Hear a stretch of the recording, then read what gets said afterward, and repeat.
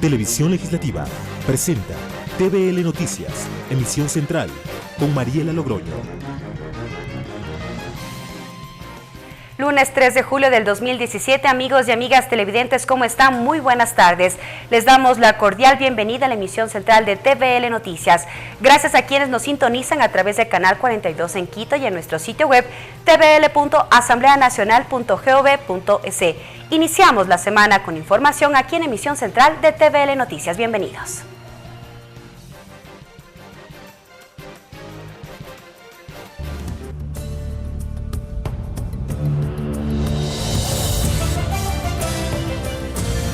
Caso Odebrecht. La Asamblea Nacional censuró al ex Contralor General del Estado, Carlos Pollitt. La decisión la adoptó el Pleno de la Legislatura tras más de 7 horas de sesión. Ricardo Bravo con un resumen. Tras más de 7 horas, el Pleno de la Asamblea Nacional decidió la suerte de Carlos Pollitt, ex Contralor General del Estado. El informe recibió el apoyo de 132 asambleístas y una abstención. Así, el legislativo censuró a Pollitt, quien había renunciado al cargo de Contralor días atrás. José Serrano es el presidente de la Asamblea Nacional. El día de hoy obviamente se ha censurado ya al ex Contralor. En este caso la destitución es una consecuencia de la censura, pero el acto político es la censura. En total, 19 asambleístas intervinieron en la sesión plenaria, incluido el legislador Daniel Mendoza, de las filas del movimiento de gobierno, y quien impulsó el juicio político. Porque está por demás demostrado, de manera clara, que ha incumplido sus funciones, establecidas en la Constitución y en la ley. La sesión se instaló a las 15 horas con 37 minutos del domingo 2 de julio. En el transcurso, legisladores oficialistas y de la oposición coincidieron en la censura a Carlos Pollitt. Lira Villalba justificó la decisión en base a las pruebas analizadas por la Comisión de Fiscalización, mientras que Henry Cucalón resaltó la independencia de la función legislativa.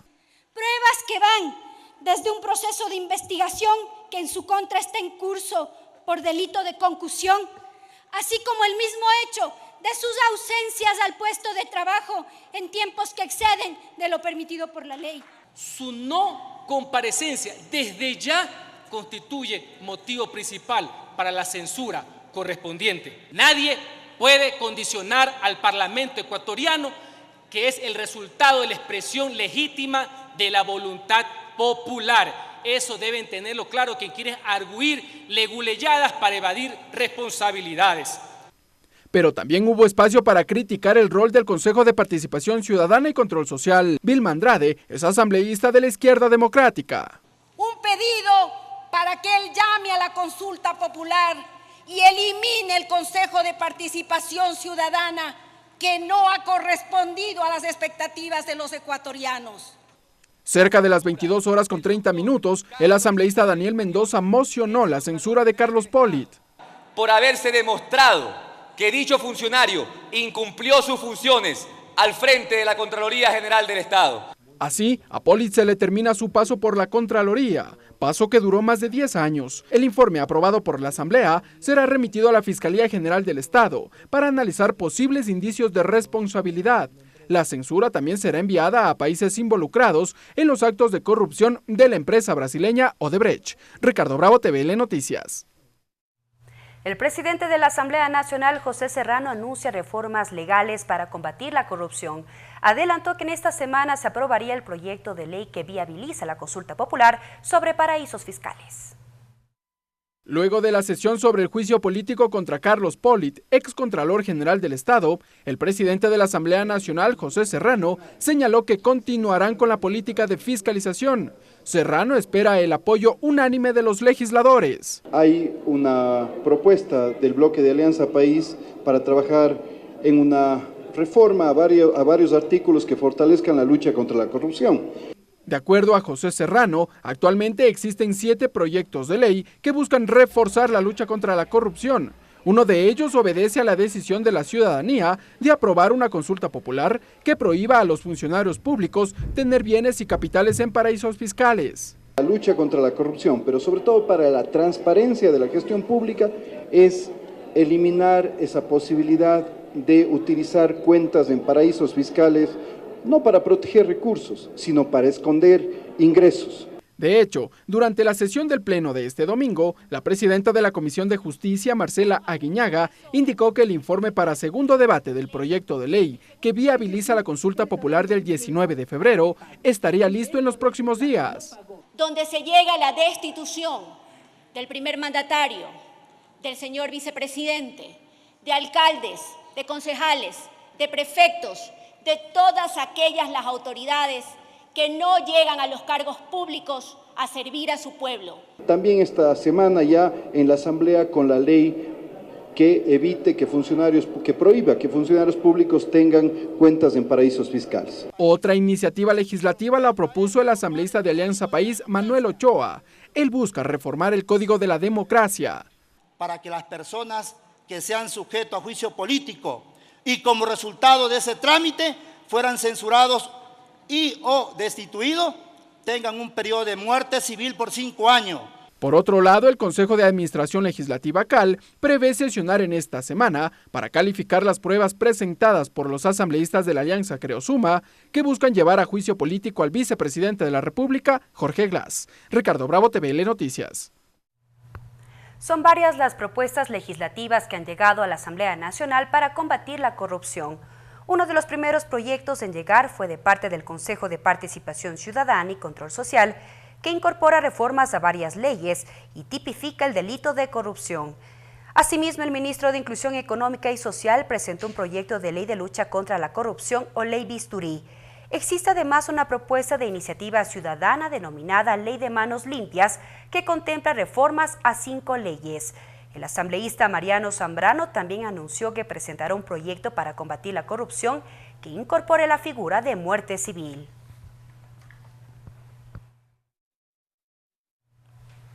Tras la reunión la semana última con el contralor subrogante Pablo Celi en el marco de las investigaciones por el caso Odebrecht, la delegación multipartidista del Legislativo prevé reunirse en los próximos días para seguir recabando información en torno a este tema. María Fernanda Medina nos tiene más detalles. Adelante.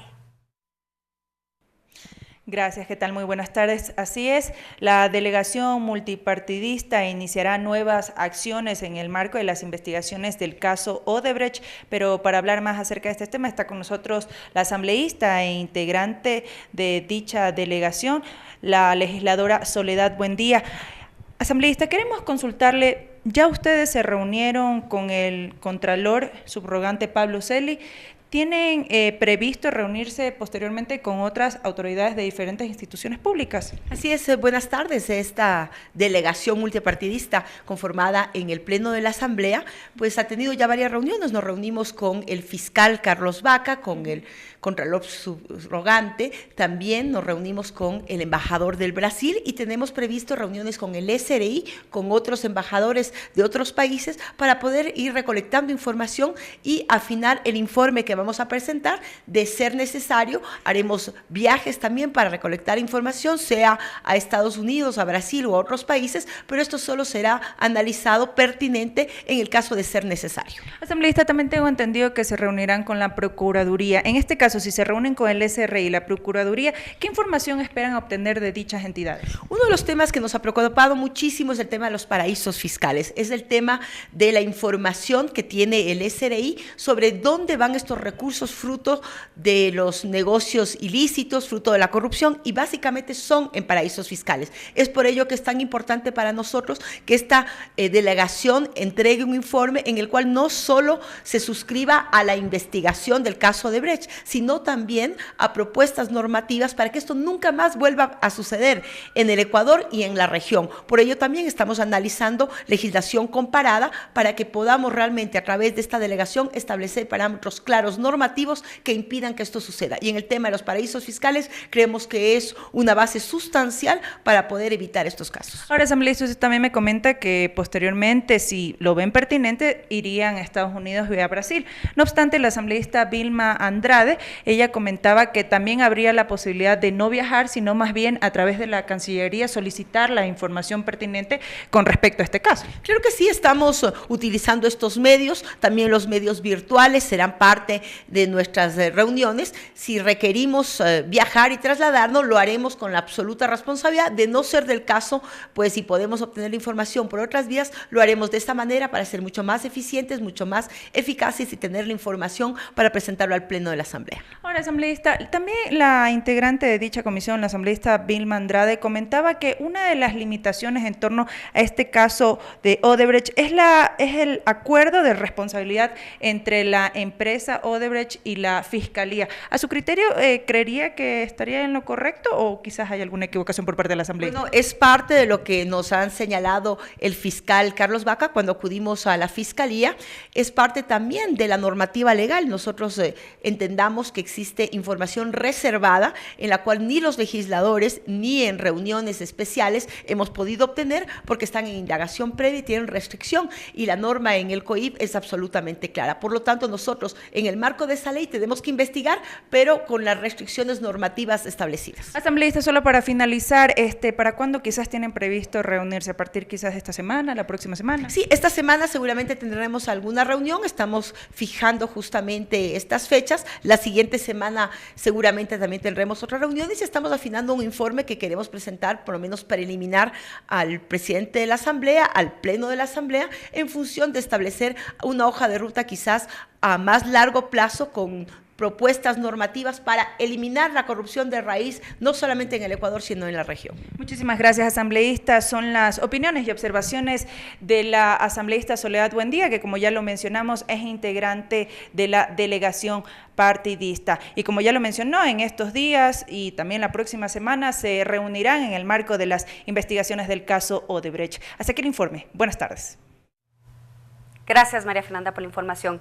Nuevos detenidos en el caso Odebrecht deja como saldo el segundo operativo que lleva adelante la Fiscalía General del Estado. Entre los implicados figura el exgerente de transporte de Petroecuador, Ramiro C., acusado de presunto lavado de activos. La noche del viernes al norte de Quito se desarrolló un segundo operativo en el caso Odebrecht. A través de su cuenta oficial de Twitter, la Fiscalía General del Estado informó paso a paso de esta diligencia que detuvo a 2 personas para investigaciones por enriquecimiento no justificado y lavado de activos. El primero en ser apresado fue Ramiro C., exgerente de transporte de Petroecuador, acusado de presunto lavado de activos por un monto superior de $200.000. En un video proporcionado por la entidad muestra el momento de su detención. De acuerdo a la Constitución de la República del Ecuador, artículos 2, 3 y 4, usted tiene derecho a guardar silencio. Tiene derecho a un abogado. Si usted no puede proporcionar un abogado, el Estado le proporcionará un defensor público para su defensa. Fiscales de la Unidad de Transparencia y Lucha contra la Corrupción lideraron el allanamiento a viviendas e incautación de evidencias que en base a sus investigaciones tendrían vínculos directos con la empresa brasileña. Durante el pasado sábado se instaló la audiencia de formulación de cargos. Allí el juez Rodolfo Navarrete dictó arresto domiciliario e incautación de bienes e inmovilización de sus cuentas a Ramiro C. Además, en audiencia aparte, Navarrete dictó prisión preventiva al segundo detenido, Diego C., por ingresos no justificados y consta como intermediario de empresas offshore en Panamá, pues su nombre aparece en la investigación de los denominados Panama Papers. Cabe destacar que en diciembre pasado el Departamento de Justicia de Estados Unidos reveló que Odebrecht habría pagado supuestamente $788 millones en sobornos en 12 países de Latinoamérica y África. En Ecuador, la constructora pasó sobornos por un valor de $35,5 millones a funcionarios de gobierno entre el 2007 y 2016. Mariela Logroño, TVL Noticias. Tiempo de una pausa, pero al volver les tendremos información del Frente Único Nacional de Defensa del Instituto Ecuatoriano de Seguridad Social. Ya regresamos. Regresamos con TVL Noticias, emisión central, luego de la siguiente pausa promocional. Continuamos con TVL Noticias, emisión central. Gracias por continuar en nuestra sintonía y en más noticias. El Frente Único Nacional de Defensa del Instituto Ecuatoriano de Seguridad Social insiste en la destitución del presidente del Consejo Directivo del IES, Richard Espinosa. Según los jubilados, el desconocimiento de la deuda del Estado con la institución fue un acto moral. Nuestra compañera Lorena Espinosa siguió la cobertura y nos amplía la información. Buenas tardes. Gracias, buenas tardes. El Frente Único Nacional de Defensa del IES insiste en la destitución de Richard Espinosa, que es el presidente del directorio del Instituto Ecuatoriano de Seguridad Social, por haber desconocido la deuda que mantiene el Estado con la institución. Ya se encuentra José Ortiz Romero, él es presidente de este frente. Coméntenos un poco, ustedes insisten en la destitución de Richard Espinosa y también han mencionado una lista de otras autoridades que trabajan en esta institución que ustedes quieren que salgan. Sí, realmente es una exigencia hasta moral, diría yo. ¿Por qué? Porque no pueden seguir en el Seguro Social quienes eliminan de los balances y de los registros contables del IES una deuda gigante, 2.528 millones de dólares que debe el Estado al IES, al Seguro de Salud, por haber concedido la prestación médica a los jubilados, a los hijos de los afiliados y a personas que están con enfermedades catastróficas. Sin embargo, ya el director había reconocido y ha dicho que se apuesta en los estados financieros nuevamente el valor de esta deuda. Verán, no está en reconocer, está en que él cometió un delito que inclusive le pedimos al señor fiscal general de la Nación que intervenga. Borrar de los balances y de los estados contables, si fuera una empresa privada, inmediatamente el contador va preso, pues. En cambio acá, como tenían el paraguas de Correa, y a Correa más le interesaba que se elimine ese valor. ¿Para qué? Para ser acreedor de un préstamo internacional. ¿Cuáles son las acciones que van a tomar, puesto que las autoridades han sido claras y han dicho que no van a salir de sus cargos? Nosotros primero vamos a poner una petición al señor presidente de la República. También lo vamos a hacer ante el economista Mayra Flores, gerente de Seguros Sociales del Ecuador, de la Seguridad Social llaman eso. Porque considero de no hacer estos correctivos, de mantener a los mismos, el IES está en peligro de colapsar por el desfinanciamiento del fondo de pensiones, porque es de ese fondo que se está este momento tomando el 5% de los aportes de todos los afiliados de la República y se traslada al Seguro de Salud. ¿Para qué hicieron ese traslado? Para tapar la quiebra del Seguro de Salud. El Seguro de Salud. A usted le agradezco. Muchísimas gracias a José Ortiz Romero, quien ya ha anunciado también que el día de mañana entregará una carta al presidente de la República, Lenín Moreno, pidiendo estas solicitudes frente al desconocimiento de la deuda en el Instituto Ecuatoriano de Seguridad Social. Así que el informe, buenas tardes. Gracias, Lorena, por la información. Cambiamos de tema. El Banco Central del Ecuador informó que la economía del país registra un crecimiento del 2,6%. Así lo reveló en su publicación de balanza de pagos trimestral. Verónica Artola, gerente general del Banco Central, indicó que este crecimiento se presenta de forma interanual y que se debe al incremento de las exportaciones, entre otros, de productos refinados de petróleo, además del banano. Sostuvo que el acuerdo comercial con la Unión Europea también ha beneficiado para el repunte de las exportaciones. El consumo de los hogares y las exportaciones. Igual, en términos interanuales, el crecimiento de los consumos de los hogares fue del 3,6%. ¿Y qué es lo que estaba consumiendo los hogares o qué es lo que ha consumido en mayor cantidad los hogares en este primer trimestre? Vemos que son productos alimenticios con el 5,8%, tenemos, el alimenticio del 3,7%, los no alimenticios el 5,9% y tenemos los servicios el 2,9%.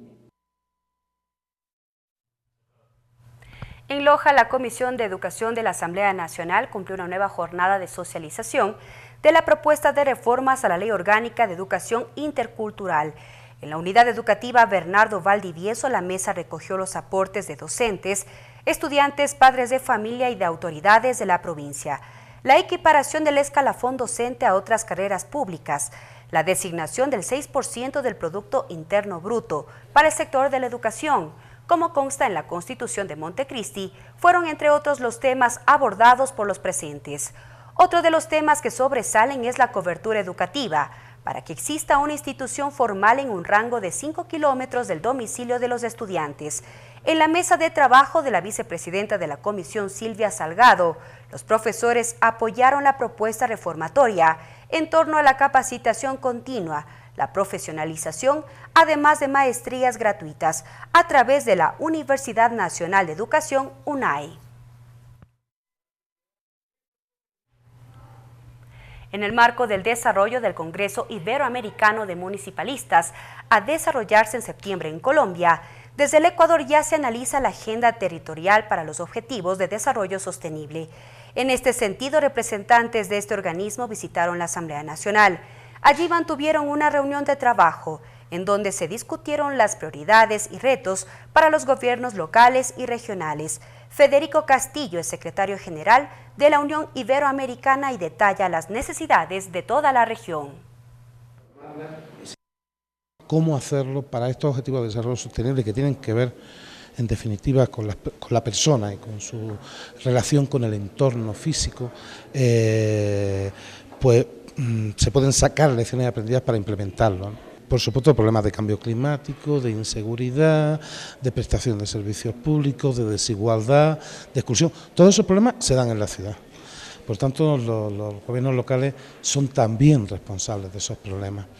Y ese tipo de lacra en algunos casos, como puede ser la desigualdad o la exclusión social, nos tienen que obligar también a repensar cuál es la dirección de nuestros esfuerzos, qué es lo prioritario, cómo afrontarlo, ¿no? Una nueva pausa, pero al volver más información en emisión central de TVL Noticias. Regresamos con TVL Noticias, emisión central, luego de la siguiente pausa promocional. Continuamos con TVL Noticias, emisión central. Continuamos con más noticias. Hasta Ecuador llega el tour suramericano Arte para Conectarte de Sahaja Yoga, un show de música danza tradicional de la India con una experiencia de meditación. Dicho evento se llevará a cabo este martes en la Asamblea Nacional.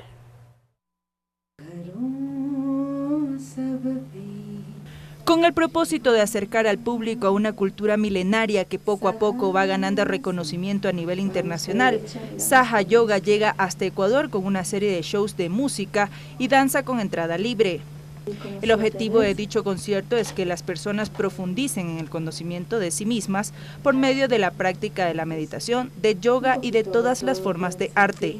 Galia Andrade es coordinadora de la Corporación de Cultura. Un método muy útil para mejorar su calidad de vida.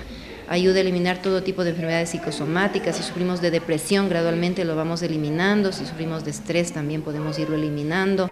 Este evento contará con la participación de 7 artistas, entre ellos Anandita Basu, Aninda Bose, Anand Malek, quienes comunicarán otro tipo de música y danzas clásicas de la India.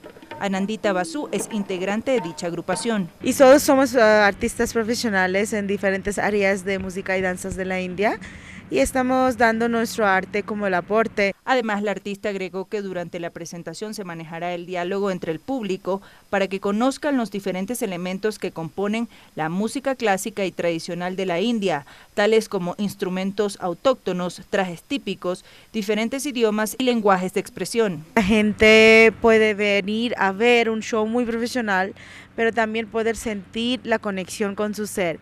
La espiritualidad no se compra ni se vende. En este caso decidimos hacerlo en esta forma.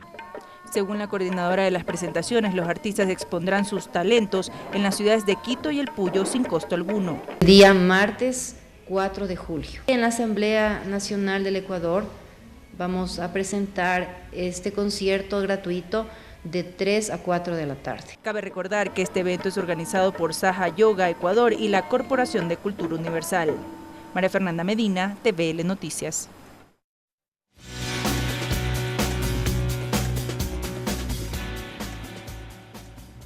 A continuación les presentamos la agenda de actividades previstas para esta tarde. Hoy a partir de las 15 horas, la Comisión de Derechos Colectivos recibe a Luz Micaela Lema, reina de Riobamba. Esto para continuar con el análisis del articulado del proyecto de ley orgánica para una adolescencia libre de castigo físico, tratos y penas degradantes. Esto a partir de las 15 horas. De esta forma finalizamos la emisión central de TVL Noticias. Sigan en la sintonía de la televisión legislativa. Buenas tardes.